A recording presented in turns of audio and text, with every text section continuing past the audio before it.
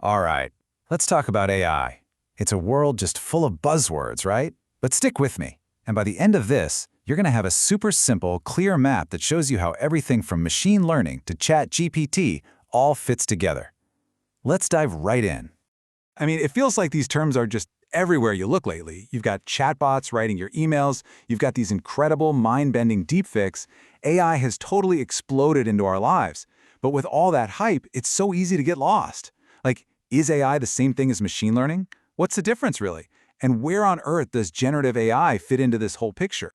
Well, that is exactly what we're going to do today. In the next few minutes, we're going to build a simple way of thinking about this, showing you precisely how all these amazing technologies relate to each other. By the time we're done, you'll see exactly how it all clicks into place.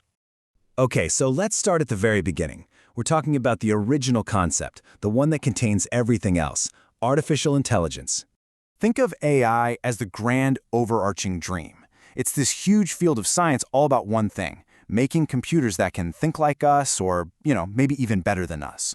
We're talking about the ability to learn, to reason, to connect the dots. And hey, this idea isn't new at all. It goes back decades. We're talking early research labs and even special programming languages built just for AI.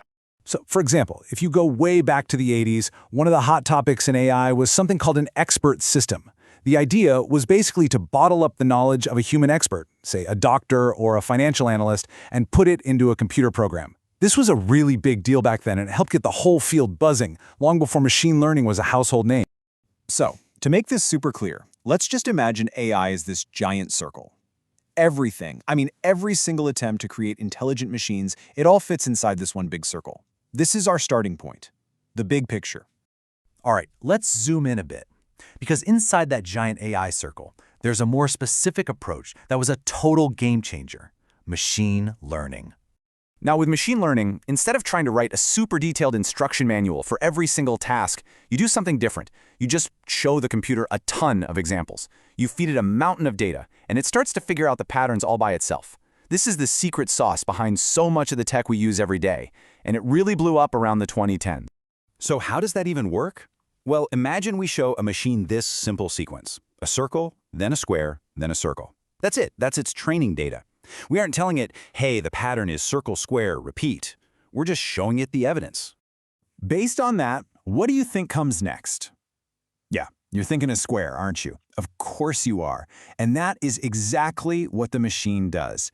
It's making a prediction based on the pattern it's starting to see.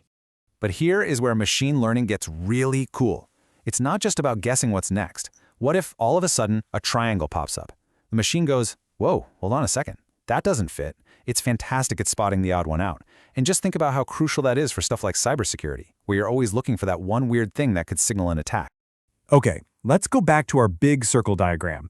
Machine learning isn't some separate thing floating around. Nope, it's a huge, important piece inside the world of AI. It's one of the main ways we actually do AI today. Ready to go one level deeper? Good, because inside machine learning, there's this incredibly powerful technique that's behind some of the wildest breakthroughs we've seen. It's called deep learning. The whole idea with deep learning is to copy the human brain. It uses these things called neural networks, which are basically digital versions of the neurons in your head. They're all layered and connected, and they work together to process information and figure stuff out. So, why do they call it deep? It's because you're stacking tons of these neural network layers, one on top of the other.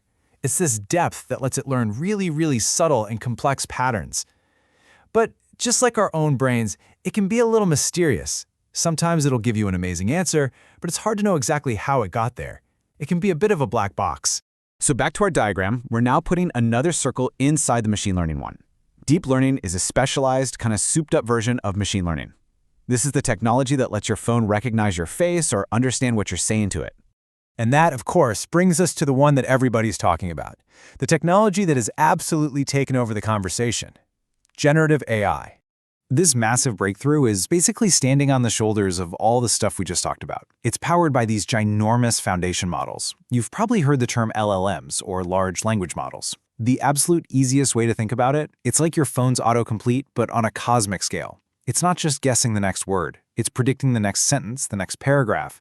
It's literally generating brand new content out of thin air. Now, you'll hear some people argue, oh, it's not really creative, it's just remixing things it's already seen. But I absolutely love this counter-argument. Think about it. Every note in music has already been invented, right? But we don't say new music is impossible. Gen AI is a lot like that. It's composing new things from existing components in some really fascinating and often surprising ways. And the stuff it can create, it's just wild.